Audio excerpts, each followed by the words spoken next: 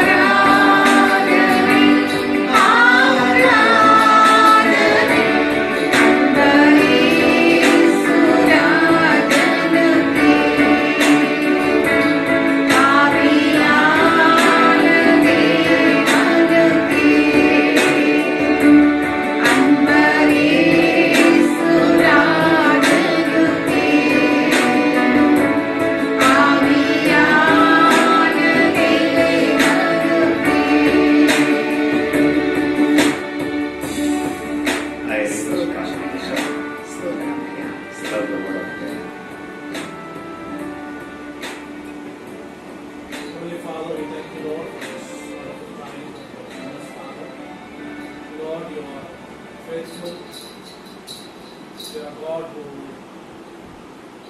forgives us and does great things in our lives, Father Lord.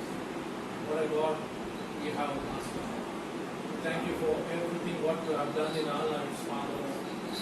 Lord, for some people, the last week, maybe it was difficult, Father. Maybe it was joyful, Master Lord. But Lord, even in joy, even in sorrow, even in difficulty, Lord, Yes. we praise you for who you are in our lives, Father. Yes. Hallelujah. Lord, we live in this world, Master Lord, for some time. But Lord, ultimate journey is in heaven, Master. Thank you. Lord, help us to strive for that, Father Lord. Help us to meet you. Help us to praise you for who you are, Master Lord. Lord, help us to praise you with our hearts. Help us to praise you with our mind and soul, Father Lord. Help us, Father Lord. Help us. Thank you, The Jesus. sorrow, the difficulties should not Yes. impact us, but Lord, your presence should impact us, Father. Your Holy Spirit should make us move forward in our lives, Father. Help us, Master Lord. Help us in the name of Jesus. Lord, as we be in your presence, Father Lord, give us a heart to hear, Master Lord. Amen. Hear, Lord, hear your word, Master Lord. Thank you. Anoint your servant with your powerful Holy Spirit, Jesus. Father. Hallelujah. Yes. So that, Lord, we can get that wisdom, Master Lord, so that we can apply in our lives, Father. Lord, I pray for each and every family, those who are coming right now, Lord. Give them journey mercies to come here, Father. Lord, so that they can enjoy the fellowship, so that they can enjoy your fellowship, Father, Lord. Be with us, guide us. Let your presence be always with us, Father. Hallelujah. Lord, help us to recollect the songs, Father, Lord, the Thank lyrics, you. so that we can move forward, Father, Lord, in you. Thank you, Jesus, for each and everything what we are going to do right now, Lord. Lord, we are not being exalted, Father, Lord. You should be exalted in our praises. Yes. You should be exalted in our songs, Father. You should be exalted in the sermon, Father. Your name is great than anything, Father. Your name is to be praised, Father. Help us, Father. Help us, Father. All glory to you alone, Master. We submit this prayer into your mighty hands. In Jesus' name. Amen. Thank you. ஜெயம் கொடுக்கும் தேவனுக்கு கோடி கோடி ஸ்தோத்திரம். Praise the Lord.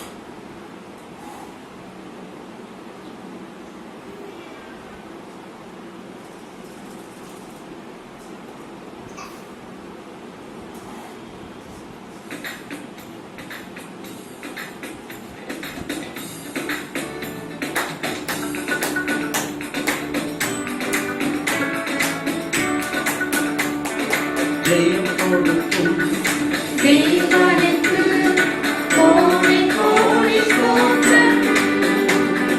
வாழ்வளிக்கும் இயேசு ராஜாவுக்கு பாடாலெல்லாம் ஸ்தோத்திரம்.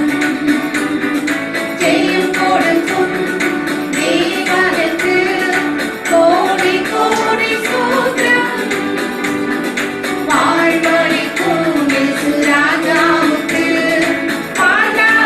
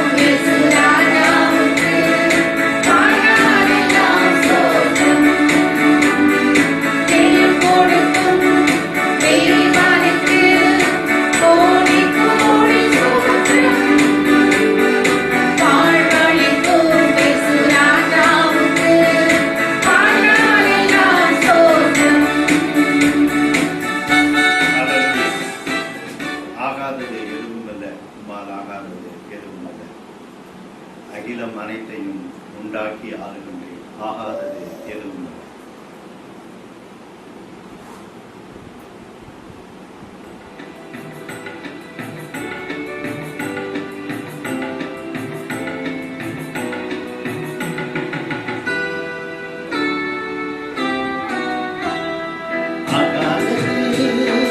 எதுவும் இல்ல உம்மாலாகாதது எதுவும் இல்ல ஆகாதது எதுவும் இல்ல உம்மாலாகாதது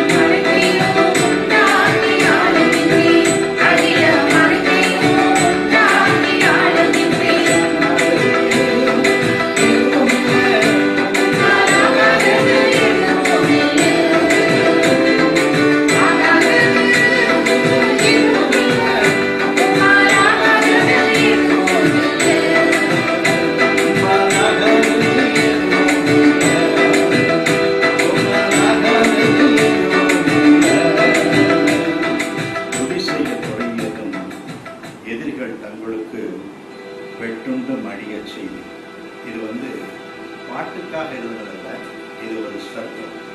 2 ராஜாக்கள் புஸ்தகம், 2 நாளாகமம் புஸ்தகம் 20ஆம் அதிகாரத்துல யோசபாத் என்ற ஒரு ராஜா இருக்கிறார், யூதா ராஜா. இந்த ராஜாவுக்கு விரோதமாக 3 ராஜாக்கள் படையெடுத்து வருகிறார். மோவாபியர், அம்மோனியர், சேயீர் மலை தேசத்தார். 3 ராஜாக்களும் படையெடுத்து எக்கச்சக்கமான ஜனங்கள் சுத்தி நிற்கிறார்கள். அப்பொழுது யோசபாத் ஒருமனப்பட்டு தேசம் என்று உபாசத்தை அவன் சொல்லுகிறான். எல்லாரும் உபாசத்தை ஜெபம் பண்ணுவோம், நாம் ஆண்டவரை தேடுவோம், ஒருமுகமா தேடுவோம், கர்த்தர் நம்மை விடுதலை அளிப்பார் என்று அவன் ஜனங்களை உற்சாகப்படுத்தி எக்கச்சக்கமான கூட்டம், கொஞ்சம் கூட்டத்தோடு போறாங்க, கொஞ்சம் கூட்டத்தோடு யுத்தத்துக்கு போறாங்க. அப்ப என்ன பண்றாங்க யோசபாத், நம்மள மாதிரி பாடகர்களை அந்த யுத்தத்துல அணிவகுத்து செல்ற யுத்தத்துல முதல் வரிசையில நிப்பாட்டி, கர்த்தர் நல்லவர், அவரை துதியுங்கள், அவர் கிருபை என்றும் உள்ளது என்று அவர்களை பாடச் சொல்லுகிறார். அவர்கள் பாடின உடனே வாசிக்கிற வசனத்தை 2 ராஜாக்கள் 20-22ஆம் அதிகாரம் 21ஆம் வசனமும் வாசிக்கிற பாருங்க.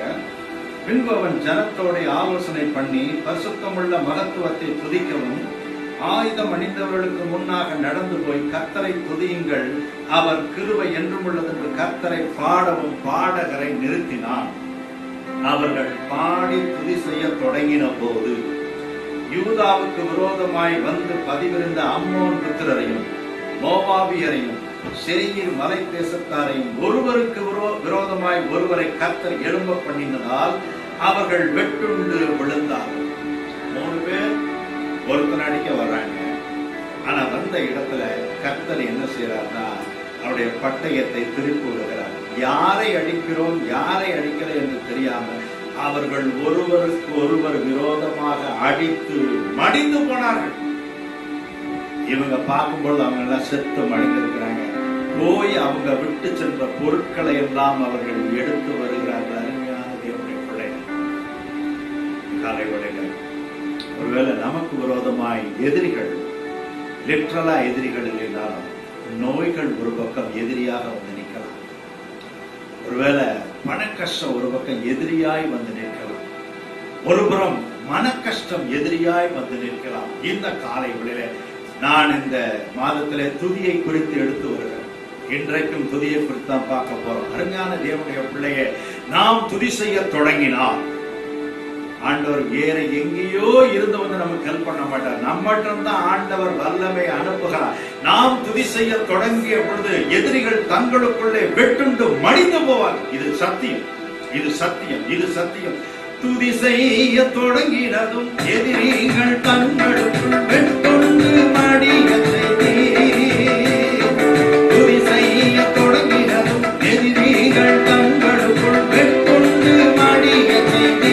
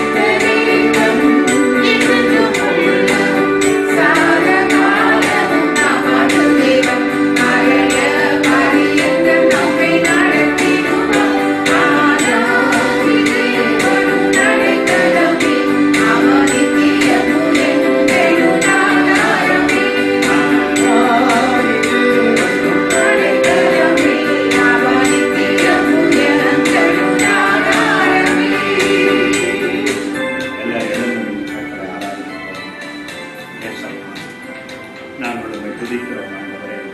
நீர் கனத்துக்குரியவர் கர்த்தாவே, நீர் மகிமைக்கு பாத்திரர் கர்த்தாவே. ராஜா, ஒன்றான மெய் தேவனே உம்மை துதிக்கிறோம், ஸ்தோத்திரிக்கிறோம், ஸ்தோத்திரிக்கிறோம், ஸ்தோத்திரிக்கிறோம் ஆண்டவரே. நன்றி நிறைந்த இதயத்தோடு துதிக்கிறோம் ராஜா. எல்லா விடுதலையோடு ஆராதிக்கிறோம் இயேசுவின் நாமத்தினால். Thanks you, Lord. Thank you, Jesus.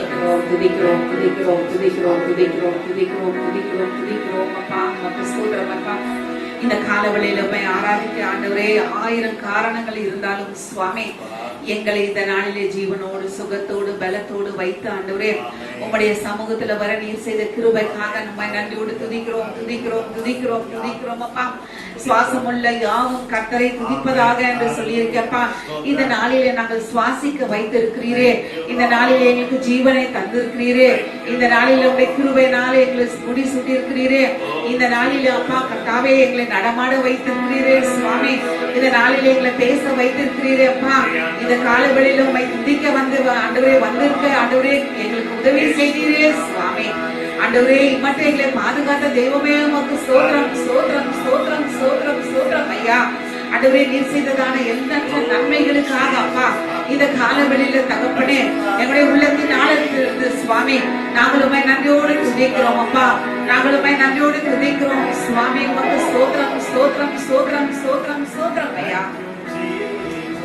இந்த உலகத்தில் அருமையானவர்களே, எங்கு திரும்பினாலும் நமக்கு பாதகமான சூழ்நிலை தான் காணப்படுகிறது. மக்கள் உயிருக்கு போராடி கொண்டிருக்கிறார்கள். ஒரு கூட்டம் மக்கள் வறுமையினாலே திண்டாடி கொண்டிருக்கிறார்கள். ஒரு கூட்டம் மக்கள் வேலை இல்லாமல் அவஸ்தைப்பட்டுக் கொண்டிருக்கிறார்கள். வீடு இல்லாதபடி எத்தனையோ மக்கள் வீதிகளிலே இந்த மழைக்காலமானபடியால் எத்தனையோ மக்கள் தங்கள் பொருட்களையும் தங்கள் வீடுகளையும் நார்த் இந்தியால எக்கச்சக்கமான அழிவை இந்த நாட்களிலே பார்த்து கொண்டிருக்கிறோம். இவர்கள் எல்லாவற்றில் மற்றிலும் நமக்கு ஒரு அடைக்கலம் உண்டு அருமையானவர்களே. அவர் தான் நம் ஆண்டவராகிய இயேசு கிறிஸ்து. அவரை இந்த காலவெளியில முற்றிலுமாய் நம்மை அவரிடத்துல சமர்ப்பிக்க போகிறோம். என்ன வந்தாலும் எங்களை பாதுகாக்கிற தெய்வம் நீர் சுவாமி. நம்பினோருக்கு அடைக்கலமானவர் நீர் அப்பா. வேதத்திலே ஒரு வசனம் சொல்லப்பட்டிருக்கிறது, இஸ்ரவேலை காக்கிறவர் உறங்குவதும் இல்லை தூங்குவதும் இல்லை என்று. இஸ்ரவேல் என்று சொல்லப்பட்டால் அவரால் அழைக்கப்பட்டதான ஜனங்கள், அவரால் தெரிந்து கொள்ளப்பட்டதான ஜனங்களே, தமண்டிலே வந்தவரை அவர் உறங்காமலும் தூங்காமலும் காக்கிற தெய்வம் என்று. நம்மளை அப்படியாய் காக்கிற தெய்வத்துக்கு இந்த காலவெளியில ஆண்டவரே உமக்கு நன்றி என்று சொல்லுவோம். மோசே என்ற ஒரு பக்தன் ஆண்டவரை முகமுகமாய் தரிசித்ததான ஒரு மனிதன், அவனிடத்துல ஆண்டவர் பேசும்போது அவன் கேட்டான், தெய்வமே உங்களுடைய பெயர் என்ன என்று. ஆண்டவர் சொல்லுகிறார், நான் இருக்கிறவராகவே இருக்கிறேன் என்று. ஒரு நாளும் மாறாத தெய்வம் நமக்கு உண்டு அருமையானவர்களே. வானமும் பூமியும் ஒளிந்து போவோம், மாறி போவோம். ஆனா ஆண்டவர் சொல்லுகிறார், நேற்றும் இன்றும் என்றும் நான் மாறாத தெய்வமாய் இருக்கிறேன் என்று. அவர் பக்தர்களுக்கு சொன்னதான அதே வாக்கு தத்தங்கள் இந்த நாளிலே மாறாதவைகளாய் நமக்கும் அது சொந்தமாய் இருக்கிறது. ஆண்டவர் சொல்லுகிறார், நீ நடக்க வேண்டிய வழியை நான் உனக்கு காட்டுவேன், உன்மேல் என் கண்ணை வைத்து உனக்கு ஆலோசனை சொல்லுவேன், உடைய கரத்தை பிடித்து நான் வழிநடத்துவேன் என்று, உடைய பாதைக்கு நான் வெளிச்சமாய் இருப்பேன் என்று. இந்த காலவெளியில நமக்கு யார் அப்படி தைரியம் சொல்ல முடியும்? யார் நமக்கு இந்த காரியங்களை நம்மோடு பேச முடியுமா? இருக்கிறவராகவே இருக்கிறேன் என்று சொன்ன தெய்வம் ஒரு நாளும் நம்முடைய வாழ்க்கையில் அவர் மாறாத தெய்வம் ஆயிருக்கிறார். துன்பங்கள் வரலாம், துன்பங்கள் செல்லலாம், ஆனால் என் ஆண்டவர் ஒரு நாளும் நம்மளை கைவிடாத தெய்வம் ஆயிருக்கிறார். இந்த காலவெளியில் ஆண்டவரை சொல்லுவோம், ஆண்டவரே என்னுடைய வாழ்க்கைக்கு நீர் போதுமான தெய்வம் அப்பா, என்னுடைய ஜீவனுக்கு நீர் போதுமானவர் சுவாமி, என்னுடைய எல்லா காரியங்களுக்கு நீர் துணையாய் நிற்கிறதான தெய்வம் அப்பா. நீர் மாத்திரம் என்னுடைய வாழ்க்கையிலே போதும் என்று இந்த காலவில் நம்ம சொல்ல போகிறோம். அவர்களே இந்த உள்ளத்தின் ஆழத்திலிருந்து நன்றி ஆண்டவரே என்று நம்ம வாய்களை திறந்து சத்தமாய் சொல்லுவோம். ஆண்டவர் சொல்லுகிறார், என்னுடைய சன்னதிக்கு நீங்கள் வரும்போது ஆனந்த சத்தமிடுங்கள் என்று. அமைதியாக இருக்க சொல்லவே இல்லை. ஆண்டவர் சொல்லுகிறார், நம்முடைய வாய்களை துதினால நிரப்புகிறதான தெய்வம் ஆனந்த சத்தமிட சொல்லுகிறார். இந்த காலவெளியில நம்முடைய துதியை அவர் உகந்த வாசனையாய் நுகர போகிறார். அருமையானவர்களே, நம்ம எல்லாம் ஆண்டவருக்கு நன்றி செலுத்துவோம். துதிக்கிறோம் அப்பா, துதிக்கிறோம் அப்பா, துதிக்கிறோம் அப்பா, துதிக்கிறோம் அப்பா, துதிக்கிறோம் அப்பா, துதிக்கிறோம் சுவாமி. நீர் கொடுத்த ஜீவனுக்கு ஈடாய் நாங்கள் என்னத்தை தர முடியும் சுவாமி? நீர் கொடுத்த சுகத்துக்கு ஈடாய் நாங்கள் என்னத்தை தர முடியும் அப்பா? நீர் கொடுத்த பலனுக்கு ஈடாய் நாங்கள் எதை செலுத்துவோம் ஆண்டவரே? நீர் கொடுத்த ஆண்டவரே எங்களுடைய குடும்ப அமைப்புக்கு பதிலாய் நாங்கள் உமக்கு என்ன செலுத்துவோம் சுவாமி? நீர் கொடுத்த வேலைக்கு பதிலாய் நாங்கள் உமக்கு என்னத்தை செலுத்துவோம்? என்னுடைய இருந்த நாளத்திலிருந்து நாங்கள் துதிக்கிறோம் அப்பா. எங்களை ரட்சித்தவுடைய கிருபைக்காக ஆண்டவரே உம்மை நன்றியோடு துதிக்கிறோம் சுவாமி. ஆண்டவரே, நீர் உடைய ரத்தத்தை சிந்தி எங்களுக்கு வெளியேற பெற்ற ரட்சிப்பை பெற்று தந்தீரேப்பா. ஆண்டவரே, அதுக்கு நாங்கள் என்னத்தை செலுத்த போகிறோம் அப்பா? இதை காலை வேளையிலுமே நன்றியோடு துதிக்கிறோம் அப்பா. நீ செய்த எண்ணற்ற நன்மைகளுக்காகவே நன்றியோடு நாங்கள் துதிக்கிறோம் சுவாமி. என்னுடைய உள்ளத்தின் ஆழத்தில் உமக்கு நன்றி செலுத்துகிறோம் அப்பா. நாங்கள் நன்றியை வாழ எங்களுக்கு உதவி செய்யுங்கப்பா.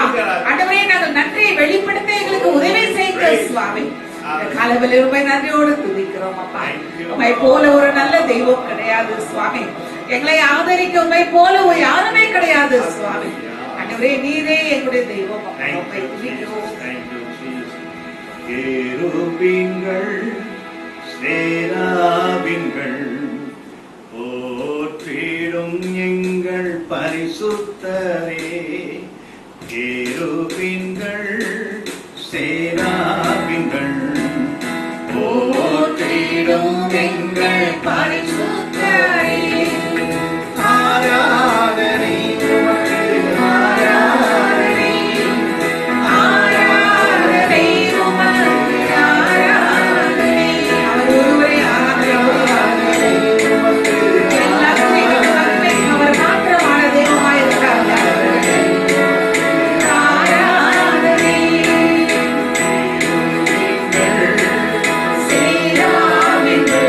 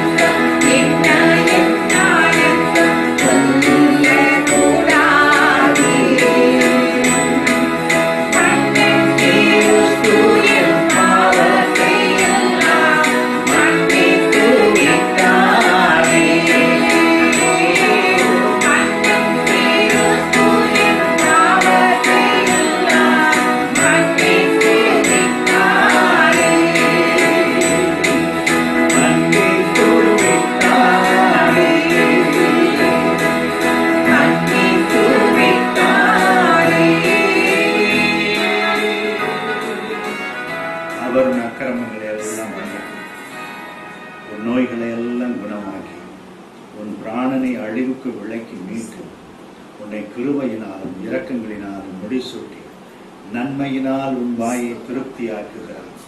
கடுகுக்கு சமானமாய் உன் வயது திரும்ப வால வயது போல் ஆகிறது. ஆகவே என் ஆத்துமாவே கர்த்தரை ஸ்தோத்திரி, என் முழு உள்ளமே அவருடைய பரிசுத்த நாமத்தை ஸ்தோத்திரி. என் ஆத்துமாவே கர்த்தரை ஸ்தோத்திரி, அவர் செய்த சகல உபகாரங்களையும் மறவாதே. அருமையான தேவனுடைய பிள்ளைகளை, இந்த சிந்தை எப்பொழுதும் நமக்கு இருக்க வேண்டும். ஒவ்வொரு நாளும் எழுந்தவுடனே இந்த சிந்தை நமக்கு வர வேண்டும். ஒவ்வொரு இரவும் படுக்க போகும்பொழுது இந்த சிந்தை வர வேண்டும். இயேசுவின் நாமத்தினால ராஜா நாங்கள் உண்மை துதிக்கிறோம், ஸ்தோத்திரிக்கிறோம். இந்த காலை ஆராதனையை நாங்கள் உங்களுடைய பாதத்தில் வைக்கிறோம் ராஜா. ஆசீர்வதித்து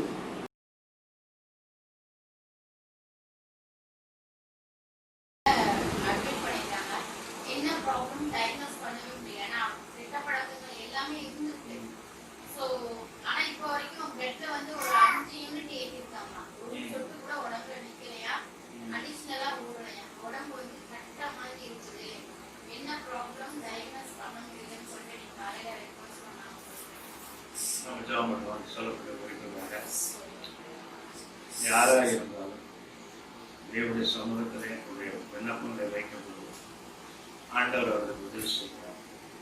எப்படிப்பட்ட நபராக இருந்தாலும் ஆண்டவர் ஹெல்ப் பண்றாரு. இந்த காலையில் அந்த நம்பிக்கையோடு ஆண்டவரே கானானிய ஸ்திரீயின் மகளுக்கு இறங்கின தேவன் இந்த காலை வழியில ராஜா ஆண்டவரே அந்த நபரை நாங்கள் பாதப்படியில் வைக்கிறோம். எங்களுக்கு யார் என்று தெரியாது, ஆனாலும் சமீபத்துக்கு தூரமான தேவன் ஆண்டவரே இந்த காலைகளிலே அற்புதம் செய்யும். டாக்டர்கள் கர்த்தாவே அதை என்னென்ன டயக்னோஸ் பண்ண உதவி செய்யுங்க, சரியான ட்ரீட்மெண்ட் கொடுக்க உதவி செய்யுங்க ராஜா. கர்த்தருடைய கரத்தில் அர்ப்பணிக்கிறோம். கர்த்தர் ஆண்டவரே நாங்கள் செல்ல முடியாத இடத்துக்கு நீங்க செல்றீங்க ராஜா. ஊட்டிய வீட்டுக்குள்ளே வந்து சமாதானம் என்று சொல்லுகிற தேவன் எங்கள் தேவன். கர்த்தர் சமாதானத்தை அனுப்ப வேண்டும் என்று ஜெபிக்கிறோம். உங்களுடைய வல்லமை அந்த சரீரத்துக்குள்ளே பாய்ந்து சொல்லட்டும் கர்த்தாவே. அது என்ன ப்ராப்ளம் கண்டுபிடிக்க உதவி செய்யுங்க. கர்த்தருடைய கரத்தில் அர்ப்பணிக்கிறோம். சமாதானத்தை கண்டெடுங்க இயேசுவின் நாமத்தில். ஆமென்.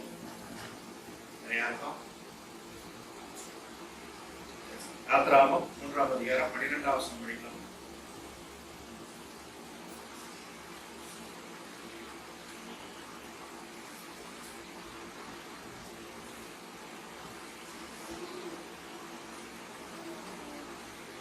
எழுபத்தி 2வது பக்கம் பழைய ஏற்பாடு.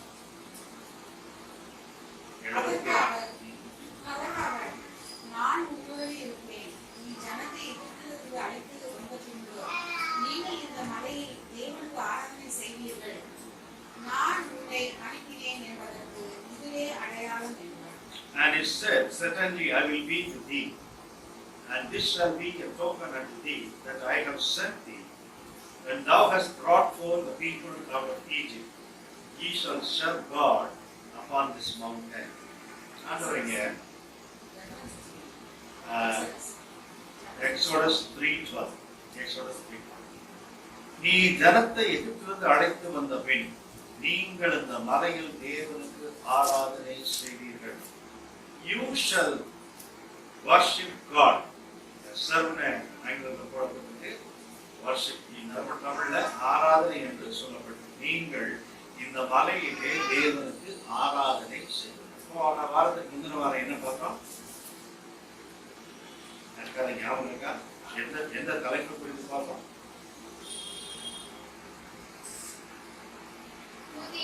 துதியை குறித்து பார்த்தோம். துதினா என்னன்னு பார்த்தோம்?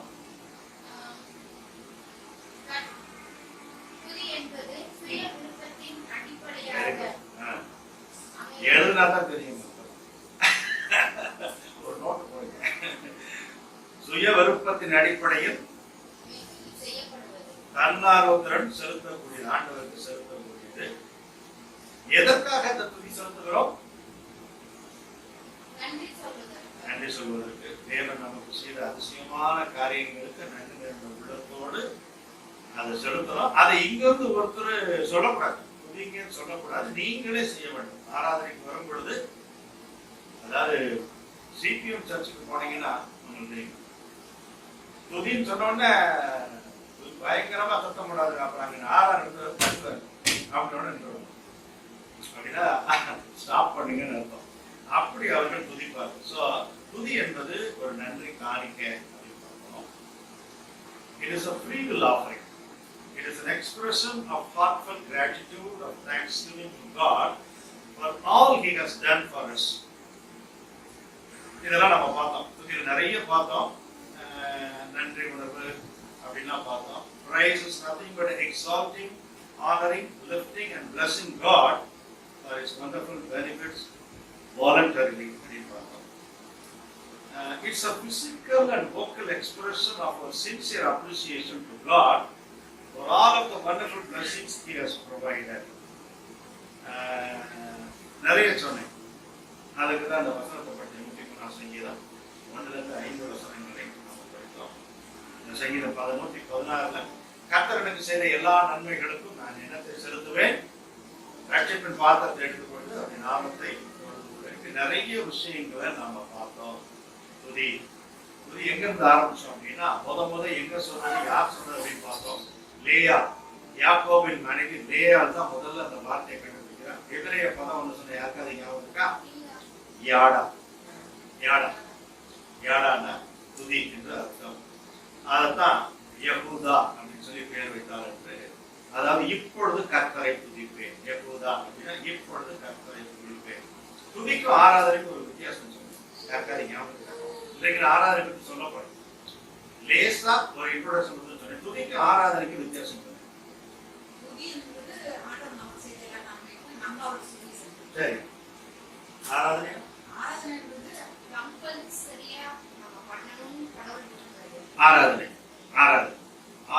it's a commandment from God.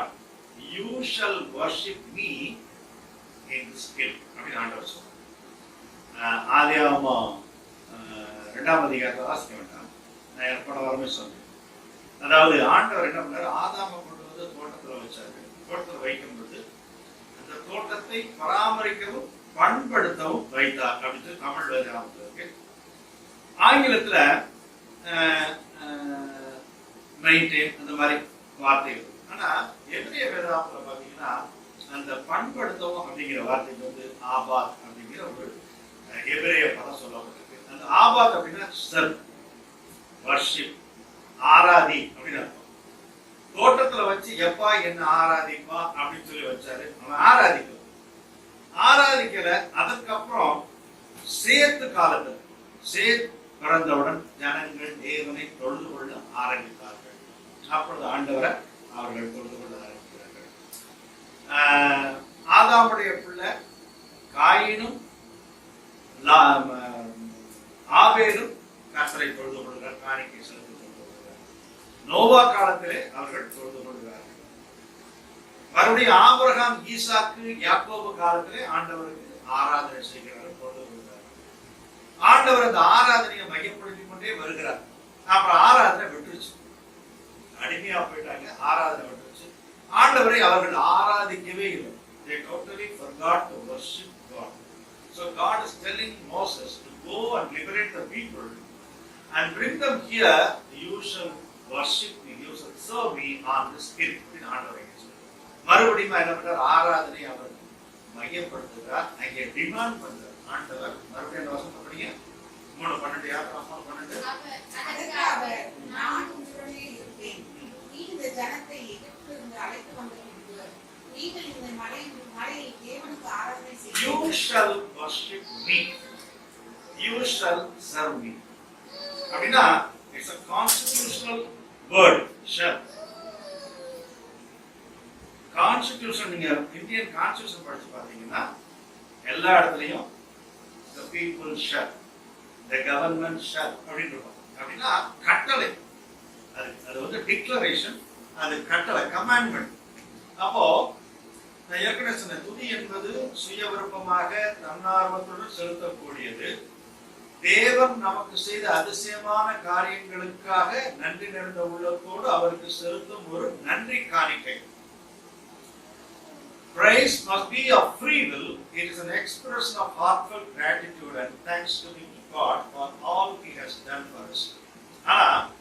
Worship is God's commandment and God demands. கடவுள் வந்து அதை டிமாண்ட் பண்ற, நீ என்னை ஆராதிக்க வேண்டும். இந்த ஜனத்தை எனக்கென்று ஏற்படுத்தினேன், இவர்கள் என் துதியை சொல்லி வருவார்கள். ஆராதனை வந்து கடவுள் வந்து அதை கட்டளையாக கொடுக்கிறார். ஆராதனை என்பது துதியின் உயர்ந்த வடிவம், உச்சபட்சம், ஹை பிட்ச் வடிவம். அந்த துதியின் உயர்ந்த வடிவம் ஆராதனை. ஆண்டவர் கொடுத்துள்ள அற்புதமான ஆசீர்வாதங்கள் அனைத்தையும் பற்றிய எண்ணங்களை தாண்டி நம்முடைய அபிமானத்தை வெளிப்படுத்துவதுதான் ஆராதனை. Worship is the highest form of praise, going beyond the thoughts of all of God's wonderful blessings to us. அதாவது அவரது நபர், தன்மை, பண்புகள் மற்றும் பரிபூரணத்திற்காக தேவனை புகழ்ந்தல். அவர் என்ன செய்திருக்கிறார் என்பதற்கு மட்டுமல்ல, அவர் என்ன செய்திருக்கிறார் என்பதற்கு நாம் செலுத்துவது துதி. அவர் யார் என்பதற்காகவும் நாம் அவரை சேவித்தல், அவரை ஆராதித்தல். துதியில் ஒரு வித்தியாசம் யாருக்கா? துதி யாருக்கு செலுத்த வேண்டும்? கடவுள். ஆனால் மனிதனுக்கும் செலுத்துவோம். உங்களை போல விட்டுமா? உங்களை போல விட்டு நீங்க என்ன பெரிய அப்படின்னு நம்ம என்ன பண்ணுவோம்? அவர்களை புகழ்வோம், மனிதரையும் புகழ்வோம். ஆனா ஆராதிப்போமா அவர்களை? நீங்க பெரியவர் அப்படின்னு சொல்லி அவங்க பாட்டு பாடி ஆராதிப்போமா? கடவுளை மட்டும்தான் நம்ம ஆராதிக்க முடியும். அதுல ஒரு வித்தியாசம். சோ தேவனை உண்மையாகவே ஆராதிப்பது என்றால் வசனம் படிப்போம். ரோமர் 12ஆம் அதிகாரம் 1. இதுதான் நீங்க பிரசங்கம். ரோமர் 12 புதிய ஏற்பாட்டுல 1. அப்படி இருக்கிற சகோதரரே, நீங்கள் உங்கள் சரீரங்களை பரிசுத்தமும் தேவனுக்கு பிரியமான ஜீவ பலியாக அப்படி இருக்க முன்னாடி எப்படி இருக்குன்னு ஒரு கேள்வி கேளுங்க. அந்த மாதிரி எல்லாம் அந்த பக்கத்துல இருக்க 224 பக்கம் புதிய ஏற்பாட்டுல 221 அப்படி இருக்க ஆரம்பிக்குது இல்லையா? எப்படி இருக்குன்னு ஆரம்பிங்க. எப்படி இருக்க இல்ல எப்படி இருக்குன்னு கேட்டு பதில் நான் சொல்றேன். அங்க 34ஆம் வசனத்தில் படிக்கும் போது அதிகாரம் கர்த்தருடைய சிந்தை அறிந்தவன் யார்? அதே அதே அதே அதே அதிகாரம் 11ஆம் அதிகாரம் 34 36 காரணா இருந்தவன் யார்? தனக்கு பதில் கிடைக்கும்படி முந்தி அவருக்கு ஒன்றை கொடுத்தவன் யார்? ஆண்டவரே, எனக்கு நீங்க இதை செய்யணும், எனக்கு நீங்க ஹெல்ப் பண்ண, கட்டாயம் ஹெல்ப் பண்ணணும். அவருக்கு லஞ்சமா கொடுக்கக்கூடிய நம்ம அவருக்கு அதிகாரிகள் லஞ்சம் கொடுக்கிறோம். தனக்கு பதில் கிடைக்கும்படி முந்தி அவருக்கு ஒன்றை கொடுத்தவன் யார்? 36 படிங்க. சகலமும் அவராலும் அவர் மூலமாயும் அவருக்காகவும் இருக்கிறது, அவருக்கே என்றென்றைக்கு மகிமை உண்டாவதாக. அப்படி இருக்க இப்ப படிங்க. அப்படி இருக்க சகோதரரே, நீங்கள் உங்கள் சரீரங்களை பரிசுத்தமும் தேவனுக்கு பிரியமான ஜீவ பலியாக ஒப்புக் கொடுக்க வேண்டும் என்று தேவனுடைய இரக்கங்களை முன்னிட்டு உங்களை வேண்டிக் கொள்கிறேன். இதுவே நீங்கள் செய்யத்தக்க புத்தியுள்ள ஆராதனை. நீங்கள் இந்த பிரபஞ்சத்திற்கு உபதேசம் அறியாமல் தேவனுடைய நன்மையும் பிரியமும் பரிபூர்ணமான சித்தம் இன்னதென்று பகுத்தறியத்தக்க உங்கள் மனம் புதிதாக்குவதனாலே மறுரூபமாகும். இந்த 2 வசனத்துல தான் இப்ப நம்ம பிரச்சனை இருக்கு. எது புத்தியுள்ள ஆராதனை? கேட்கலாமா? எது புத்தியுள்ள ஆராதனை?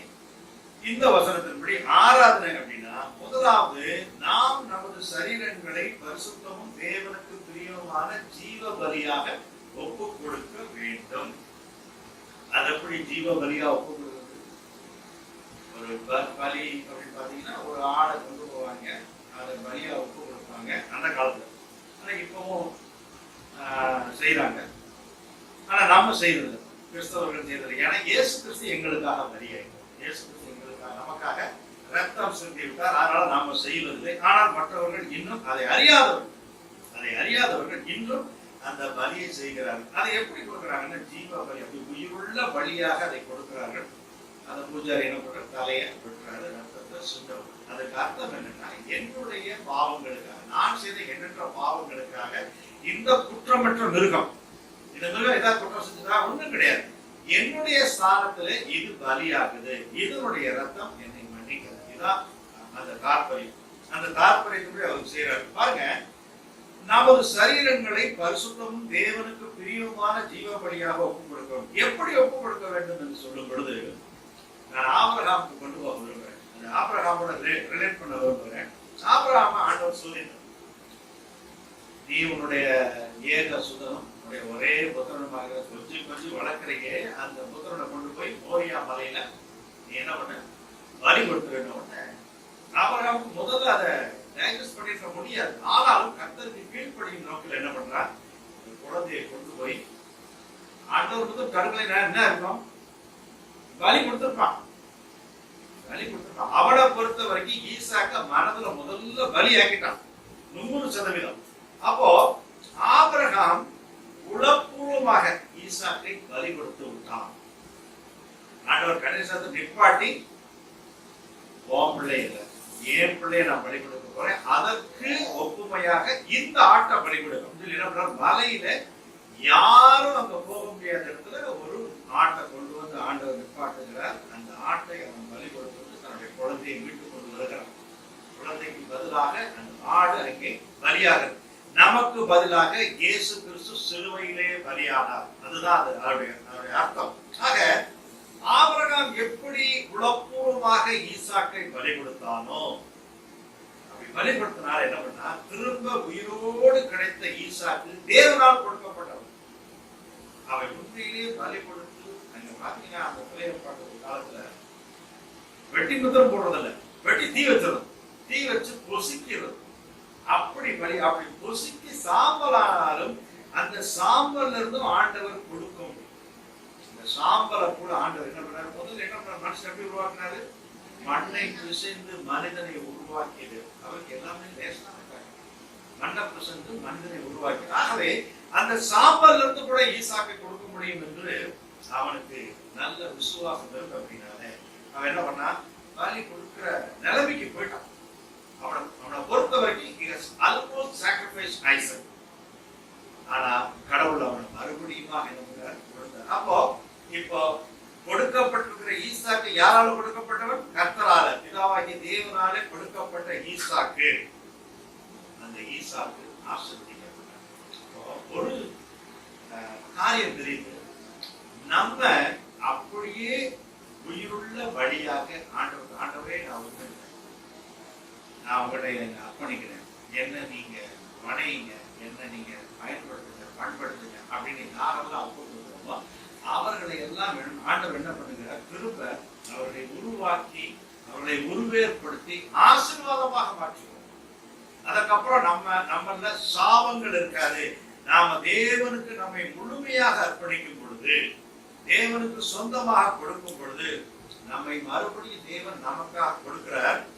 அந்த நம்மிடம் கொடுக்கப்படுகிற எல்லா காரியமே, நம்முடைய வேலையாக இருக்கட்டும், நம்முடைய படிப்பாக இருக்கட்டும், நம்முடைய வருமானமாக இருக்கட்டும், நம்முடைய குடும்பமாக இருக்கட்டும், நம்முடைய வாகனங்களாக இருக்கட்டும், நிலமாக இருக்கட்டும், எதுவாக இருக்கட்டும், தேவனுடைய கருத்தை அர்ப்பணிக்கும்.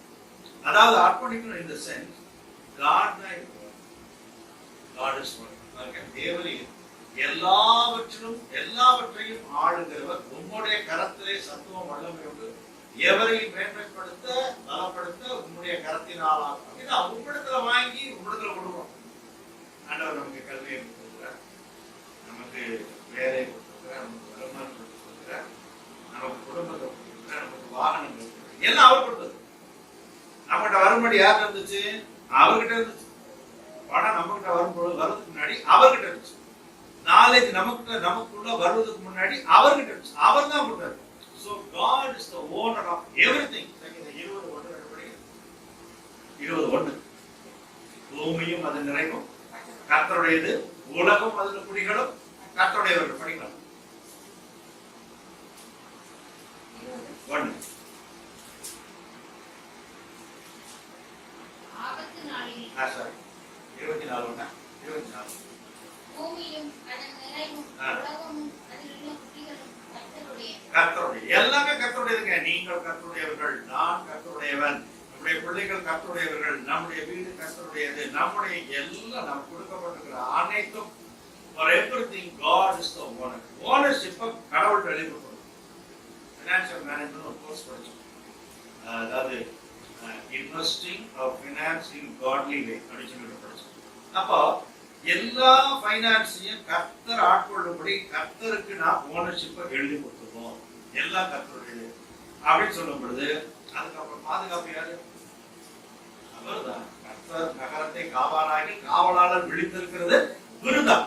அப்ப கர்த்தரை நாம் எல்லாவற்றுக்கும் ஓனரா கொடுக்கும் பொழுது அப்படிதான் இந்த ஆராதனை எப்படி சொல்லப்படுதுன்னா, உங்களை தேவனுக்கு உயிருள்ள பலியாக நீங்க என்ன பண்ணுங்க, ஒப்பு கொடுத்துருங்க அப்படின்னு சொல்லுது. அப்போ ஆபிரகாம் ஈசாக்கை போல, ஈசாக்கை ஒப்பு கொடுத்தது போல ஒப்பு கொடுக்கும் பொழுது நம்ம ஒப்பு கொடுக்கும் பொழுது ஆண்டவர் திரும்ப ஈசாக்கை திரும்ப கொடுத்தது போல நம்மையும் ஆசீர்வதித்து அவர் அனுப்புகிற தேவனாக இருக்கிறார். இரண்டாவது, முதலாவது ஜீவ பலியாக நம்ம ஒப்பு கொடுக்கிறோம். எது புத்தியுள்ள ஆராதனை, தலைவலி எது புத்தியுள்ள ஆராதனை. அப்ப முதலாவது நம்மை ஜீவ பலியாக ஒப்பு கொடுக்கணும். அடுத்த வாரம் கேட்க முத்தமாட்டதான் கேட்கிறேன். சரியா? அடுத்த வாரம் பிரசாத் பிரசங்க மறுபடியும் நவம்பர் 1ஆம் தேதி இதே மண்டையை உடப்பேன். நான் இன்னும் 4 பிரசங்க இருக்கு. சரியா? ஓகே. அப்ப எது புத்தியுள்ள ஆராதனை? முதலாவது பாயிண்ட் என்ன? என்னை ஜீவ பலியாக நான் தேவனிடத்தில் அர்ப்பணிக்க வேண்டும். எப்படி ஆபிரகாம் ஈசாக்கை அர்ப்பணித்தது போல் அர்ப்பணிக்க வேண்டும். இரண்டாவது பாருங்க, இரண்டாவது படிங்க 12:2. நீங்கள் இந்த பிரபஞ்சத்திற்கு, பிரபஞ்சம்னா என்னங்க? உலகம். என்னமோ பயப்படக்கூடாது, வடமொழி சொல்லு. பிரபஞ்சம் 17ஆம் நூற்றாண்டுல யார் மொழிபெயர்த்தா உங்களுக்கு தெரியுமா?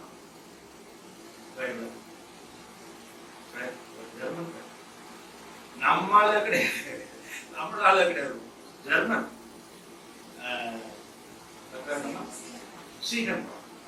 சீகன் பாலுக்கு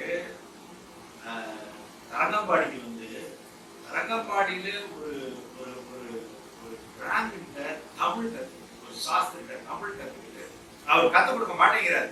அவரை போய் கெஞ்சி கெஞ்சி கெஞ்சி தமிழ் கத்துக்கிட்டு மணல்ல எழுதணும். கடல் மணல்ல, சுடு மணல்ல எழுதும். மணல்ல எழுதும் போது அவருக்கு பீங்கா கொட்டுது, கையில ரத்தம் கொட்டுது. அதோட அவர் எழுத பழகி எவ்வளவு கஷ்டம். எபிரேயா 22 இருக்கு, அதை படிக்க நமக்கு கஷ்டமா இருக்கு. இங்கிலீஷ் 26 இருக்கு, அதை படிக்க கஷ்டமா இருக்கு. தமிழ் எத்தனை எழுத்து? 216 எழுத்து. அப்புறம் வெய்ய எழுத்து எல்லாம் சேர்த்து 247ஆமா? 247 எழுத்து இருக்கு. அதை உட்கார்ந்து படிச்சு இதுக்கு இலக்கணம் கண்டுபிடிச்சு தொல்காப்பியம் அதெல்லாம் யார் எழுதுனான்றீங்க? எல்லாம் வெள்ளக்காரன். காட்வெல் ஸ்காட்லாந்துல பிறந்தவர். ஸ்காட்லாந்துல பிறந்த காட்வெல் இங்க வந்து ஆராய்ச்சி பண்ணி தமிழ் செம்மொழின்னு சொன்னவர் காட்வெல். கர்நாடகி இல்ல, கர்நாடகத்தில் அங்கே இருக்காரு. காட்வெல் சொன்னாரு, பிபிஎஸ்ல பாடம் எடுக்கும் போது ஒரு பிள்ளை கேட்கா, சின்ன பிள்ளை, சார் ஸ்காட்லாந்து பிறந்தவங்களுக்கு தமிழ் ஆராய்ச்சி பண்ணி என்ன இருக்கு? தமிழ் ஆராய்ச்சி பண்ணி எங்களோட புத்தகம் இருக்கு, லெட்டர்வி இந்தியான புத்தகம். அந்த புத்தகத்துல ஃபாரின் மிஷனரிஸ் நம்ம நாட்டுக்கு என்னெல்லாம் சேவை செய்திருக்காங்க, மொழிக்கு எவ்வளவு சேவை செய்திருக்காங்க, சயின்ஸுக்கு எவ்வளவு பாடுபட்டிருக்காங்க, நிறைய காரியங்கள் வரும். சரி, அப்போ இந்த உலகத்துக்கு ஒத்த பேசும் அறியாமல் அப்படின்னா என்ன? அப்படின்னா என்ன? உலகத்துக்காக வாழாம, இந்த உலகத்தோட மற்ற ஆசைகளுக்காக நம்ம கொடுக்காம, ஓகே, உலகத்தோட ஒத்து போகாம, உலகத்தோட ஒத்து போகாம. சரி, அப்புறம் அவன் அப்படி பண்றான், அதான் நானும் இப்படி பண்றேன்னு. அதாவது உலகத்திற்கு ஏற்றாற்போல் நமது நடவடிக்கைகள் இருக்கக்கூடும். நம்ம நடவடிக்கைகள் வேதத்துக்கு ஏற்றாற்போல், தேவ ராஜ்யத்தையும் நீதி பின்பு எல்லாம் உங்களுக்கு கூட கொடுக்கப்படும். தேவ நீதி இருக்கிறதா, தேவ ராஜ்யம் இங்க கட்டப்படுதா அப்படிங்கிறது நம்ம 2 காரியங்கள் நம்ம பார்க்கணும். இந்த உலக கண்ணோட்டம் எப்படி இருக்குது? உலக கண்ணோட்டம் தூக்கமே வரல. தூக்கமே என்ன சொல்றாரு டாக்டர்? ஒரு பில்ஸ் போட்டு ஒரு அரை டேப்லெட் என்ன பண்ணுங்க, போட்டு ட்ரை பண்ணி பாருங்க. கொஞ்சம் ஆல்கஹால் குடிச்சுக்கோங்க, கொஞ்சம் ஆல்கஹால். உலகம் என்ன சொல்லுது? மருந்து மாதிரி யூஸ் பண்ணுங்க, மருந்து மாதிரி. நான் வேற என்ன சொல்றது? இம்முனான செஞ்சாலும் பாவம் தான், இவ்வளவு செஞ்சாலும் பாவம் தான் அப்படின்னு சொல்லுது. அப்ப இந்த உலக கண்ணோட்டம் எப்படி இருக்கு அப்படின்னா, எப்படி இருக்கு? லஞ்சம், யார் லஞ்சம் வாங்கல? உலக கண்ணோட்டம் எப்படி இருக்கு? யார் லஞ்சம், யார் யோக்கியம்? எல்லாரும் லஞ்சம் வாங்குறாங்க. ஆபீஸ் எடுத்துக்கிட்டா எல்லாம் இருக்கிற 50 பேர் லஞ்சம் வாங்குறாங்க. நாமத்தில் எப்படி யோக்கியனா இருக்க முடியும் அப்படின்னு உலக கண்ணோட்டம் கேள்வி. யார் லஞ்சம் கொடுக்கல, யார் லஞ்சம் வாங்கல அப்படின்னு கேட்கிறாங்க. மனைவிக்கு குழந்தை இல்லைங்க, 10 வருஷம் ஆச்சு, 5 வருஷம் ஆச்சு. என்ன செய்யணும்? நீங்க என்ன பண்ணுவீங்க? உங்க ஊர்ல இன்னொரு கல்யாணம், இவங்க ஊர்ல தள்ளி விடுறாவில் என்ன பண்ணாங்க, அடுத்த கல்யாணம். இந்த உலக கண்ணாட்டம் அப்படி இருக்கு, குழந்தை வேணும்ல. பைபிள் என்ன சொல்றது? நீங்க இந்த பிரபஞ்சத்திற்கு ஒத்த வேஷம் தெரியாம, இங்கிலீஷ் அப்படின்னாங்க. Romans 12 sir, can you read in English? Romans 12 do not conform to the patterns of this world. Do not conform to the patterns of this world. What verse have you done? NIV. Please read it. Do not conform to the patterns of this world. Of this world. Yeah. Okay. அப்ப இந்த உலகத்துக்கு ஒத்த வேஷம் தரிக்க கூடாது. உலக கண்ணோட்டம் வித்தியாசமா இருக்கு, வேத கண்ணோட்டம் வித்தியாசமாக இருக்கிறது. நம்முடைய வாழ்க்கையில உலக கண்ணோட்டம் சொல்லுது 10 பேர் ஓடுறாங்க, நாம் ஜெயிக்கணும், என்ன பண்ணலாம்? அடிச்சு தள்ளிட்டு என்ன பண்ணுவோம்? மிதிச்சு ஓடி நாம பரிசமாகும். நீங்களா ஒரு வீடியோ பார்த்தீங்கன்னா ஒரு video, it is for the differently abled children. There are the running race. எல்லாம் அப்படிங்க ஓடுறாங்க. One boy fell. முன்னாடி போன விழுந்த உடனே ஓடு கத்துறா. முன்னாடி போன எல்லாரும் அப்படியே திரும்பி பார்க்கறாங்க. எல்லாரும் பின்னாடி திரும்பி வர்றாங்க. திரும்பி வந்து அந்த பிள்ளைய தூக்கிட்டு எல்லாரும் சேர்ந்து ஓடி வந்து அந்த இதை கடத்துறாங்க. Probably we may think they are artists. மூல வளர்ச்சி இல்லாதவங்க, மன வளர்ச்சி குன்றியவங்க அப்படின்னு நினைக்கிறோம். அவங்ககிட்ட இருக்கிற மனம் நம்மகிட்ட இருந்துச்சா, நம்ம ஓடுறோம், எல்லாரும் சேர்ந்து ஓடணும், கரை கடக்கணும். ஒரு ஆபத்து வருது, சுனாமி வருது, எல்லாரும் சேர்ந்து தப்பணும் அப்படின்னு நாம என்ன பண்றோம்? சர்வைவல் ஆஃப் தி ஃபிட்டஸ்ட், ஓடி என்ன பண்ணுகிறோம்? தப்புகிறோம். அது உலக கண்ணோட்டம். வேதம் என்ன சொல்லுது? வாழ்க்கையில முன்னேற குறுக்கு வழியை பயன்படுத்தாத, நேர் வழியா போ. குறுக்கு வழியில போனா என்ன பண்ணுவோம்?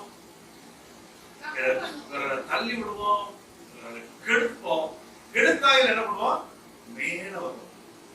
இதுதான் உலக கண்ணோட்டம். ஆனால் தேவனுடைய வழி நீதியால் நிறைந்தது. நான் என்ன பத்தி சொல்லி வருகிறேன்? I am telling about what is worship. What is a meaningful worship? புத்தியுள்ள ஆராதனை. முதல் பாயிண்ட் என்ன சொன்னேன்? சரீரத்தை, நம்முடைய சரீரத்தை ஜீவ பலியாக ஒப்பு கொடுக்க வேண்டும். You sacrifice your body, you offer your body as living sacrifices. Bible சொல்லப்படுது. முதலாவது. இரண்டாவது, do not conform to the pattern of this world. உலகத்துக்கு ஒத்த வேஷம் தெரியாம.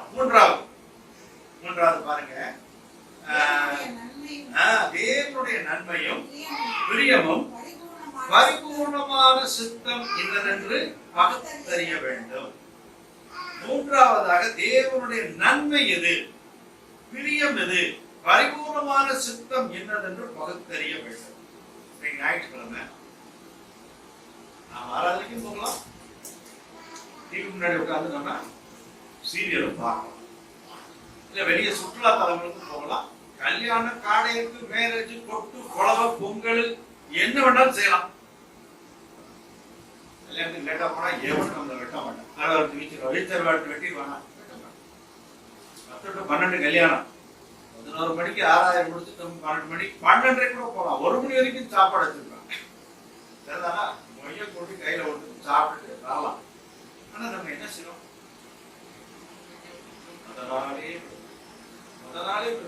முத நாள் சாயங்காலத்துல இருந்து மாப்பிள்ளை அழைப்பு, பொண்ணு அழைப்பு எல்லாம் பார்த்து கடைசியா நாம தான் புரோகிதர் மாதிரி 2 கல்யாணத்தை பண்ணி வச்சுட்டு வர்றோம். எது மீனிங்ஃபுல் விஷயம்?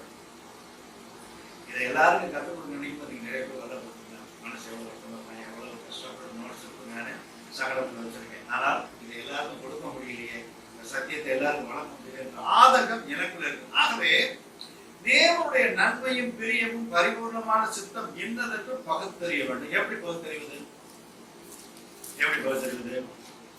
ரோமர் 14:7 படிங்க. 14:7.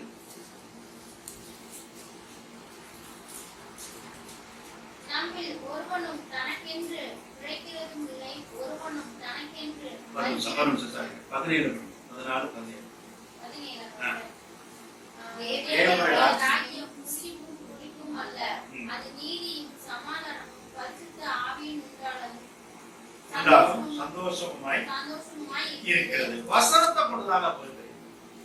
அதாவது தேவனுடைய நன்மை என்ன, பிரியம் என்ன, பரிபூர்ணமான சித்தம் என்ன அப்படின்றத நாம எதை கொண்டு பகுத்தறிய வேண்டும் என்றால் வசனத்தை கொண்டுதான். வசனத்தை கொண்டுதான் நம்ம பகுத்தறியணும். அப்ப தேவனுடைய ராஜ்யம் எப்படி இருக்கு? புசிப்பும் குடிப்பா இல்ல, அது எப்படி இருக்கு? தேவனுடைய நீதி. எதை செய்தாலும் நாம எதை செய்தாலும் தேவனுடைய நீதி இதுல இருக்கா? தேவனுடைய சமாதானம் நமக்கு இருக்கா? இதை செஞ்சுட்டா தேவனுடைய சமாதானம் கெட்டு போகுதுன்னு வச்சுக்க, அது பரிபூர்ணமான சித்தம் இல்லை. We do something and we lose our peace. It is certain that we didn't do God's will. It is not a meaningful worship. அப்போ தேவனுடைய சமாதானம் நமக்கு இருக்கிறதா? பரிசுத்த ஆவியினால் உண்டாகும் சந்தோஷமாய் இருக்கிறது. அப்ப ஆண்டவர் கொடுத்திருக்கிற பரிசுத்த ஆவியானவர் நம்முடைய மனதில் என்றைக்கு ஆண்டவராகிய இயேசு கிறிஸ்துவை நாம் சொந்த இரட்சகராக ஏற்றுக்கொள்கிறோம் அன்றைக்கே நம்ம வீட்டுக்கு வந்துடுறாரு, நம்ம இருதயத்துக்குள்ள வந்துடுறாரு. அவரை பிரியப்படுத்தணும். அவருக்கு பிடிக்குமா, அவருக்கு பிடிக்காதா? வாட்ஸ்அப்ல நீங்க ஒரு செய்தியை பார்த்துக்கோங்க. ஒரு பெரிய ஃப்ளைட்ல டிராவல் பண்ணுறது எல்லாருக்கும் வைன் கொடுத்தாங்க, ஆல்கஹால் வைன். ஒருத்தரும் சாப்பிட இல்ல, எல்லாரும் கொடுக்கறதா வழக்கமா கொடுக்கறதா சாப்பிடுறேன், நான் சாப்பிட மாட்டேன். அப்படியா? அவரை ரொம்ப கம்பேர் பண்ண, ஏர் பஸ் ரொம்ப கம்பேர் பண்ண அப்படின்னா ஒன்று செய்யுங்க, முதல்ல போய் பைலட்டு கொடுப்போம். அப்படின்னா பைலட் கொடுத்தா என்ன ஆகும்? வண்டி கவுந்துடும். அப்பதான் புரிஞ்சான். அது மாதிரி என் வண்டி கவுடணும் அப்படின்னா இதை சாப்பிட்டா போதும் அப்படின்னு சொல்றேன். அப்போ எதை செய்தாலும் இது தேவனுக்கு சித்தமானதா, இது தேவனுக்கு பிரியமானதா, இது பரிபூர்ணமான சித்தம் தானா அப்படின்றதுனா இதுல தேவ நீதி இருக்கிறதா? தேவனுடைய ராஜ்யம் 17 தேவனுடைய ராஜ்யம் நீதியும் சமாதானம் சந்தோஷமாய் இருக்கிறது. அப்போ நீதி உள்ளதா, சமாதானம் உள்ளதா, சந்தோஷம் உள்ளதா அப்படின்னு நாம பகுத்தறிய வேண்டும். எந்த ஒரு காரியத்தை செய்தாலும் இது தேவனுடைய நீதியை வெளிப்படுத்துகிறதா? இந்த காரியத்தை செய்வதால் தேவன் எனக்கு கொடுத்துள்ள சமாதானம் கெட்டு விடுமா? கேள்வி கேட்கணும். ஏதாவது ஒரு பொருள் வாங்க முன்னாடி சில கேள்விகள் கேட்கணும். இது இப்ப அவசியம் தானா, அவசரமா, முக்கியமா அப்படின்னு கேள்வி கேட்கணும். இது இல்லாம மேனேஜ் பண்ண முடியுமா? இதெல்லாம் கேள்வி கேட்டுதான் ஜாமான வாங்கணும் டைம் மேனேஜ்மெண்ட்ல சொல்லுவாங்க. அப்போ இந்த காரியத்தை செய்யும் போது நான் ஒரு காரியத்தை செய்ய போறேன், லஞ்சம் கொடுத்து வேலை வாங்க போறேன், 10 லட்சம் லஞ்சம் கொடுத்து ஈபியில போஸ்டிங் வாங்க போறேன், ரைட்டா? அப்ப நான் என்ன யோசிக்கணும்? இது தேவனுடைய நீதியை வெளிப்படுத்துகிறதா? இந்த காரியத்தை செய்வதால் தேவன் எனக்கு கொடுத்துள்ள சமாதானம் கெட்டுருமா? இது ஒருவேளை எனக்கு அற்ப நேர சந்தோஷத்தை தரலாம், அற்ப நேர சந்தோஷத்தை தரலாம், ஆனால் எனக்குள் வசிக்கும் பரிசுத்த ஆவியானவரை பிரியப்படுத்துமா என்று பார்க்கிறோம். நாம் தேவனுடைய ராஜ்யத்தின் பிரஜைகள். You are a citizen of heavenly kingdom. நாம் எல்லாரும் எந்த citizen? Our citizenship is in heaven and we are waiting for the king to come and take us. அப்போ ஆண்டவராகிய இயேசு நம்மள பரலோகத்தின் பிரஜைகளாக மாற்றி இருக்கிறார். You are a kingdom people. Kingdom people now, what does it mean? You are subject to the king. You are subject to the king. You are subject to the king's rule. கடவுளுடைய ஆளுகைக்கு நாம் என்ன பண்ணிருக்கிறோம்? கட்டுப்பட்டிருக்கிறோம். கடவுளுடைய ஆளுகை நமக்குள்ளே இருக்கிறது. ஆகவே இங்கே அவர் ஆட்சி செய்து கொண்டிருக்கிறார். அப்போ நான் ஒரு காரியத்தை செய்யும் பொழுது நான் ஒருவேளை எனக்கு டெம்பரரி சந்தோஷமா இருக்கலாம், ஆனால் அது நிரந்தரமான சந்தோஷத்தை கொடுக்குமா தெரியாது. எனக்குள்ள இருக்கிறாரே அவரை பிரியப்படுத்துமா? இதெல்லாம் நாம் என்ன பண்ண வேண்டும்? கேள்வி கேட்க வேண்டும். இப்போ வசனத்தை படிங்க. 2வது வசனத்துல தேவனுடைய நன்மையும் பிரியமும் பரிபூர்ணமான சித்தம் என்னதென்று பகுத்தறிய வேண்டும். எதை கொண்டு பகுத்தறிய வேண்டும்? வசனத்தை கொண்டுதான் பகுத்தறிய வேண்டும். போய் பெரியாற்றுதான் பகுத்தறிவு, பெரியாற்ற போய் கேட்கணும் நம்ம கேட்க வேண்டிய அவசியம் இல்லை. பகுத்தறிய வேண்டும். பகுத்தறிவதற்கு தேவனுடைய ஞானம் வேண்டும். ஆகவே இந்த வசனத்தை கொண்டு நாம் பகுத்தறியும் பொழுது நாம் அதை கற்றுக்கொள்வோம். நாலாவதாக, முதலாவது என்ன சொன்னால், சரீரத்தை பரிபூர்ணமான ஜீவபலியாக ஒப்புக் கொடுக்க வேண்டும். தேவனுக்கு பிரியமான ஜீவபலியாக ஒப்புக் கொடுக்க வேண்டும். இரண்டாவதாக, உலகத்தை கொண்ட தேசத்திற்கு. மூன்றாவதாக, தேவனுடைய நன்மை, பிரியம், பரிபூர்ணமான சித்தம் என்னதென்று பகுத்தறிய வேண்டும். நாலாவதாக, அடுத்த பின்னாடி உங்கள் மனம் புதிதாகிறதுனாலே மறுரூபம் அடைய வேண்டும். மறுரூபம் அடையதான் என்னங்க? டிரான்ஸ்ஃபர்மேஷன். மனம் எப்போது புதிதாக முடியும்? மனம் எப்போ புதிதாகும்? ஒரு பெரிய கவலை இருக்கு, பயங்கரமான ஒரு கவலை, ஒரு சால்வ் பண்ண முடியாத ஒரு ப்ராப்ளம் உங்கள்கிட்ட இருக்கு. ஆனா எளிமையா சால்வ் பண்ணக்கூடிய மெத்தட ஒருத்தர் சொல்லிக் கொடுக்குறாரு. மேத்தமெட்டிக்ஸ் ஃபார்முலான்னு எடுத்துக்கிறோமே, இதை போட்டு அப்படி வந்தா வந்துடும் அப்படின்னா இவ்வளவுதானா, இவ்வளவுதானா? இந்த ஃபார்முலா தெரியாம என்ன பண்றோம்? பயங்கர கஷ்டம். வேற நிறைய ஃபார்முலா இருக்குங்க, படிங்க. 2:5-17 படிக்கணும். ரோமர் கருத்தை படிக்கணும்.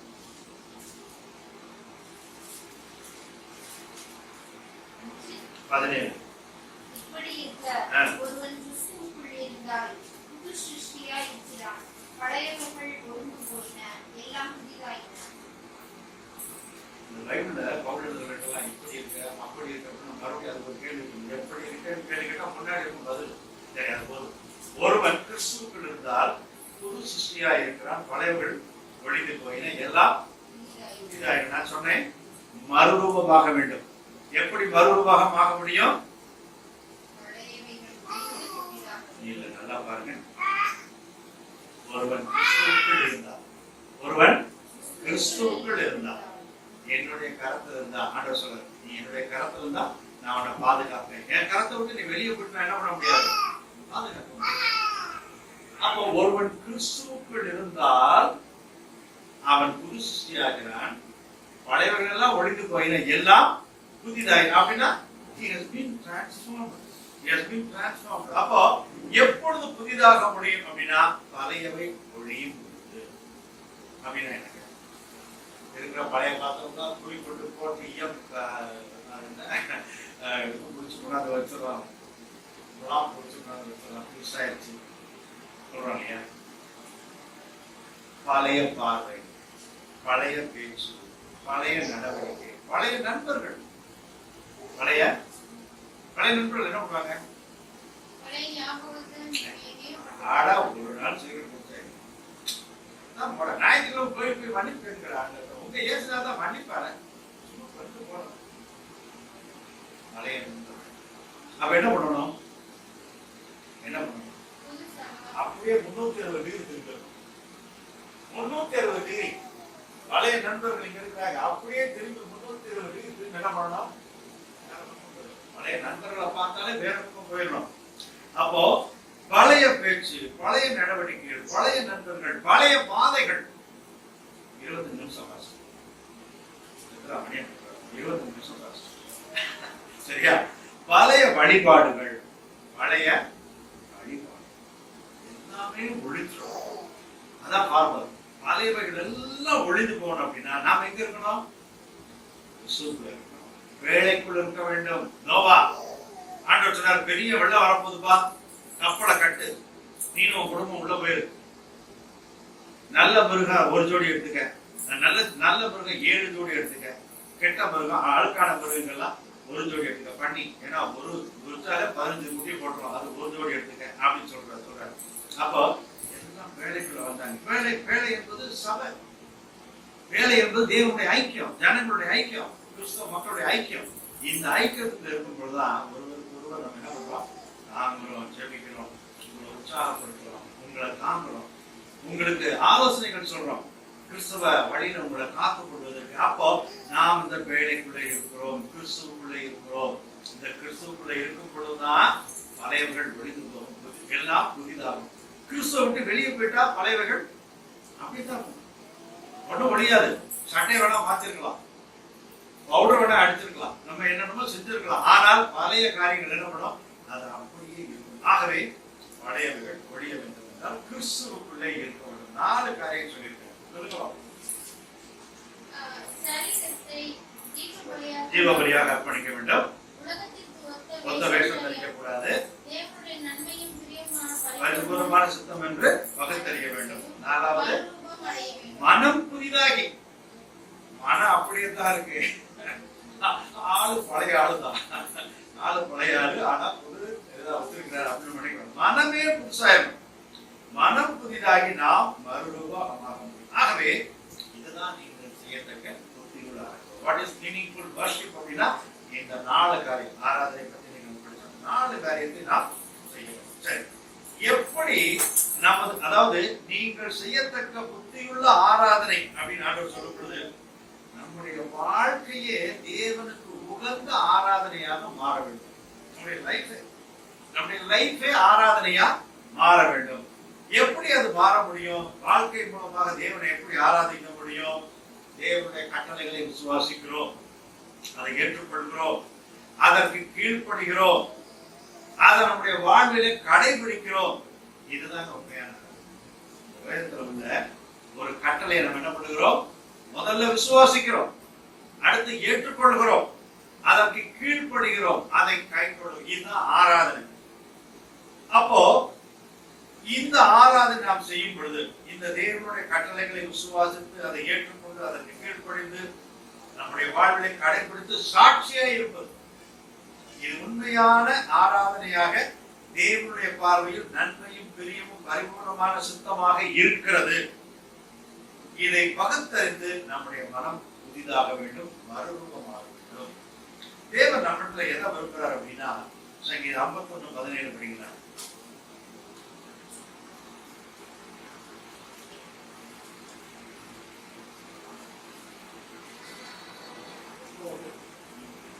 தேவனுக்கேற்கும் வழிகள் ஒருங்குண்ட ஆவிதான்.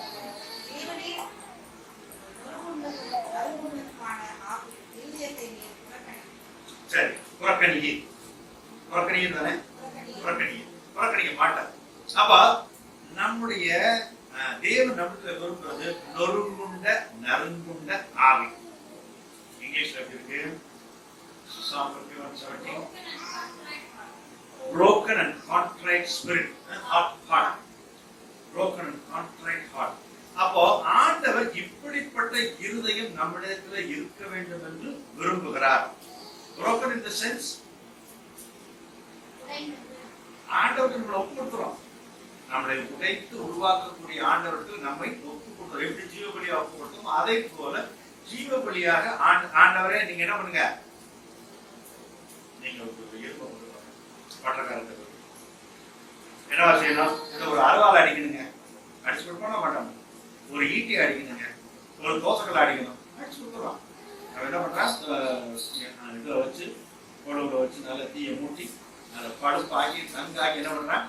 அடிச்சு தட்டி உங்களுக்கு ஏற்ற மாதிரி. அதை போல நம்மை ஜீவபலியாக ஆண்டவரே நான் ஒன்று இல்லை, அதான் நான் ஒன்று இல்லை. ஆண்டவர் கொடுத்து ஆண்டவரை ஃபில் பண்ணி ஆண்டவர் அருமையாக நடத்துகிறார். இன்னொரு வசனம் படிக்கிறார். சங்கீதம் 139 24 25 139 24 25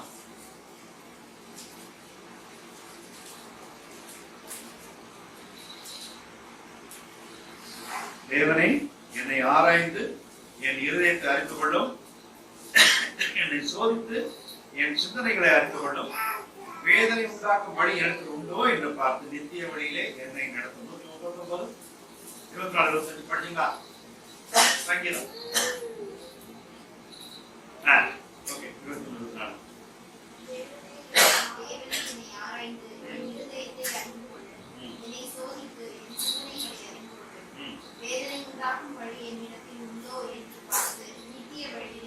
So when you go to God, you empty yourself.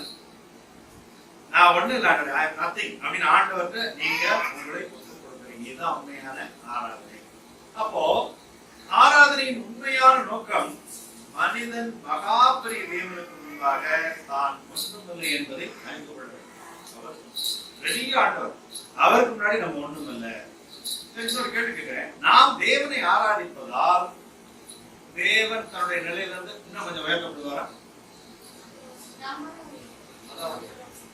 தேவனுக்கு ஏதாவது லாபமா? Is there any profit for God when we worship Him? No, it is for our profit.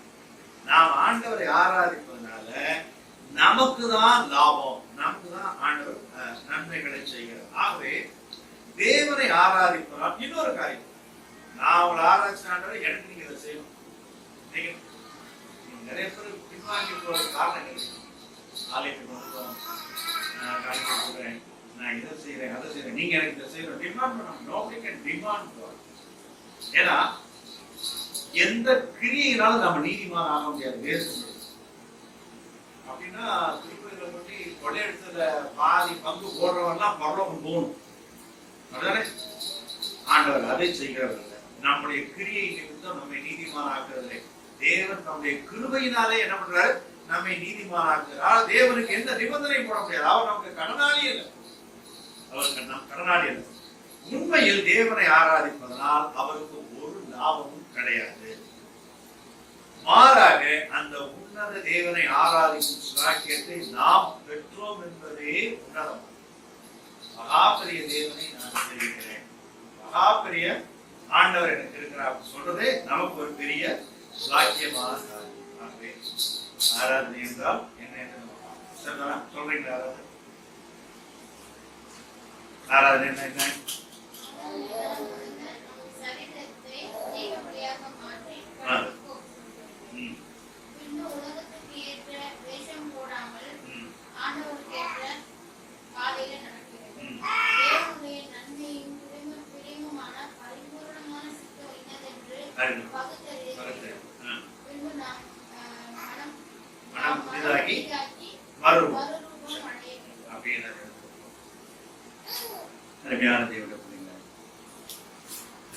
கொஞ்சம் பேரா இருந்தாலும் அருமையான சத்தியத்தை காட்டிக்கொண்டீங்க. எனக்கு ரொம்ப திருப்தியா இருக்கு. சரியான சத்தியத்தை நான் உங்களுக்கு போதிக்கிறேன் என்ற எனக்கு ஆண்டோடைய கிருபைக்காக நான் கர்த்தரை நன்றியோடு சொல்கிறேன். தேவனுடைய வசனம் அது தான் அனுப்பின காரியமாய் வாய்க்கும். அது ஒரு நாளும் வெறுமையாய் திரும்புறது என்று ஆண்டவர் சொன்னார். இந்த காலையோட இந்த ஆராதனைக்கு வந்த நீங்கள் பாக்கியவான். கர்த்தரை ஆராதிங்க, கர்த்தரை துதிங்க, கர்த்தரை ஆராதிங்க. வேற ஒண்ணுமே நம்முடைய வாழ்க்கையில வேண்டியது. அவரை ஆராதித்து ஆராதித்து பாடுறாரு, ஆராதனை வீரனுக்கு ப்ரமோஷன் நிச்சயம். ஆராதனை பண்ணும் பொழுது ஆண்டவர் அடுத்தடுத்து உங்களை ப்ரமோட் பண்ணிக்கொண்டே போகிறார், ப்ரமோட் பண்ணிக்கொண்டே போகிறார். அவரை ஆராதித்துக் கொண்டே இருக்கும் பொழுது ஆண்டவர் உங்களை சரியான இடத்துல உயர்த்தி வைக்கிறார். அவரை நாம உயர்த்த உயர்த்த நம்மை உயர்த்தி கொண்டு. ஏன்னா நீங்களும் அவரும் ஒரே ஸ்தானத்துல இருக்கும்படியாக ஆண்டவர் நம்மை உயர்த்துகிறார். அருமையான தேவனுடைய சத்தியத்தை கற்றுக்கொள்வோம். துதி தன்னார்வத்துடன் செய்யக்கூடியது. ஆராதனை தேவனுடைய கட்டளை. நாம் ஆராதிக்க வேண்டும். நீங்கள் இந்த மலையிலே ஆராதிப்பீர்கள். ஆராதனை ஒரு நாளும் தவற விடாதீங்க. ஒரு நாள் தவற விட்டாலும் உங்க மனசை அடிச்சுக்கணும். ஐயோ ஆராதனை தவற விட்டனே. ஒரே ஒரு எக்ஸப்ஷன், நீங்க படுக்கையா கிடந்தா இன்னைக்கு எந்திரிச்சு என்னால வண்டி ஓட்ட முடியாது அப்படின்னா மாத்திரம். ஆனா மாத்திரையை போட்டு வேலைக்கு போறீங்களே, இன்ஜெக்ஷனை போட்டு வேலைக்கு போறீங்களே, அதை போல நீங்க வர முடியும்னா நீங்க ஆராதனைக்கு வந்துடணும். அப்படின்னா நாங்க இது வரைக்கும் நாங்க ஆண்டவர் சேவிக்கிறோம். நாங்க உண்மையா சொல்றோம், நாங்க தைரியமா சொல்றோம். ஆண்டவர் அப்படித்தான் நாங்க சேவிக்கிறோம். எந்த எந்த கல்யாணம் எந்த காரியங்களுக்கும் நாங்கள் ஆண்டவரை விட்டு போடுகிறது கிடையாது. ஆண்டவருக்கு முதலிடம் கொடுத்துட்டு முதலாவது தேவனுடைய ராஜ்யம். Give the best one to God always. நல்ல பாடும் பொழுது உயிரை கொடுத்து பாடுங்க, துதிக்கும் பொழுது உயிரை கொடுத்து துதிங்க. அவருக்கு பெஸ்டா கொடுங்க, ஆபேலை போல பெஸ்டா கொடுங்க. கட்ட நிச்சயமாக நம்மை பெஸ்டாக ஆசீர்வதிப்பார். பரலோக பிதாவே, சர்வ வல்லமையுள்ள ஆண்டவரே, சத்தியத்தை எங்களுக்கு போதிச்சீங்க ராஜா. அதற்காக நன்றியோடு உண்மை துதிக்கிறோம் ஆண்டவரே. தொடர்ந்து கர்த்தாவே ராஜா எங்களை தாழ்த்துறோம், உடைய கருத்துல ஒப்பு கொடுக்கிறோம். இந்த ஆராதனைக்கு வந்து ஆண்டவரே எல்லாரையும் உடைய கருத்துல ஒப்பு கொடுக்கிறோம். இவர்கள் பாக்கியவான் சித்தம் ஆண்டவரே கர்த்தாவே இவர்களிலே நிறைவேறட்டும் என்று நாங்கள் ஆண்டவரை செபிக்கிறோம். நாங்கள் ஆண்டவரே எங்கள் மனம் புதிதாகிறதுனாலே நாங்கள் ஆராதிக்க ஆண்டவரே, நாங்கள் ஆண்டவரே எங்களை கிறிஸ்துவை தரித்துக் கொள்ள எங்களுக்கு கர்த்தருடைய கரத்தில் எங்களை அர்ப்பணிக்கிறோம். வந்திருக்கிற ஒவ்வொருவரையும் நீர் ஆசீர்வதியும் வழிநடத்தும் பாதுகாத்து வச்சு நாளை கூகுள் மீட் ஆசீர்வதிங்க ராஜா. கிருபை செய்யப்பா. ஆசீர்வதிக்கப்பட்டவன் என்ற தலைப்புல நாங்க பார்க்க போறோம். கர்த்தருடைய கிருபை எங்கள் மேல் இருக்கும். எல்லா புதிகளும் மகிமையும் உமக்கே செலுத்தி இயேசுவின் நல்ல நாமத்தில் ஜெபிக்கிறோம். நல்ல பிதாவே, ஆமென். என் ஆத்துமாவே கர்த்தரை ஸ்தோத்திரி, முழு உள்ளமேட பரிசுத்த நாமத்தை ஸ்தோத்திரி. என் ஆத்துமாவே கர்த்தரை ஸ்தோத்திரி, கர்த்தர் செய்த சகல உபகாரங்களையும் மறவாதே. ஆமென். நம்முடைய கர்த்தராகிய இயேசுவுடைய கிருபையும் தேவனுடைய அன்பும் பரிசுத்த ஆவியாருடைய அன்பும் நினைக்கும் நம் அனைவரோடும் கூட கர்த்தருடைய வருகை இந்த மென்றென்றைக்கு மாறாமல் இருப்பதாக. ஆமென். God bless you. Thank you.